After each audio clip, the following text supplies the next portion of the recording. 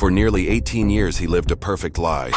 To his family, he was a brilliant doctor. To his neighbors, a devoted husband and father. But one winter weekend in 1993, that illusion shattered in a way that horrified an entire nation. And when the truth came out, people asked, how could someone so ordinary commit something so unthinkable? Before we dive in, if you love uncovering real-life mysteries, make sure to subscribe and tap the bell so you never miss a case like this. Jean-Claude Romand was born in 1954 in France. As a young man, he was described as intelligent but quiet.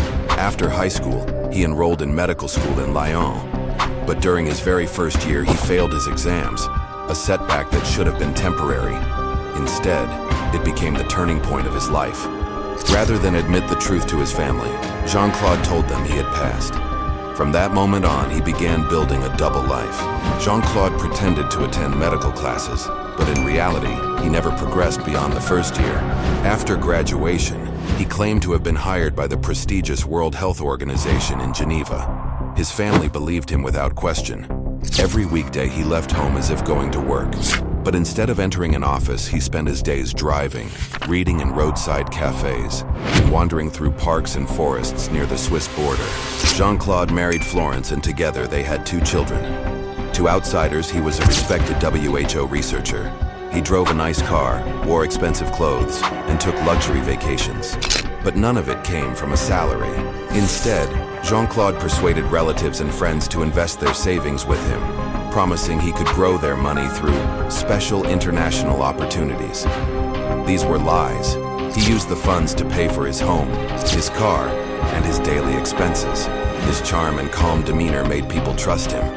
He avoided suspicion by always giving vague answers about his work, often claiming confidentiality due to sensitive research. By early 1993, his lies were on the verge of exposure. Close friends and family members wanted their money back.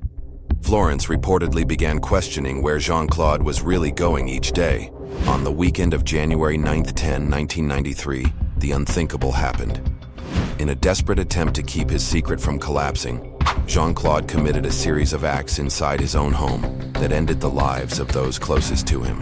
His wife Florence, their 2 young children, and even his elderly parents at their house nearby. He also targeted his mistress's child, though that child survived. After these events, Jean-Claude returned to his family home and attempted to take his own life by starting a fire, but firefighters arrived in time to pull him out alive. When police and investigators pieced together the scene, they discovered the horrifying truth. The man they believed to be a brilliant doctor was nothing more than a fraud who had been living a double life for nearly 2 decades. Investigators uncovered financial records showing that every cent of Jean-Claude's wealth came from the savings of friends and relatives, not from any official job. There was no WHO employment, no medical degree, and no research career. In 1996, Jean-Claude Romand stood trial for the deaths of his family members and for fraud. The evidence against him was overwhelming. The court sentenced him to life imprisonment, with a minimum term before parole. Experts studying the case suggested that Romand might have been trapped in what's called a pathological lie, where one falsehood requires another, creating a spiral that becomes impossible to escape. To the public, the case was chilling. How could a man live 2 decades in total deceit, and then, when cornered, commit acts so extreme to avoid exposure? It raised disturbing questions about how well we truly know the people closest to us. Even today, Jean-Claude's case is studied in psychology and criminology classes across the world.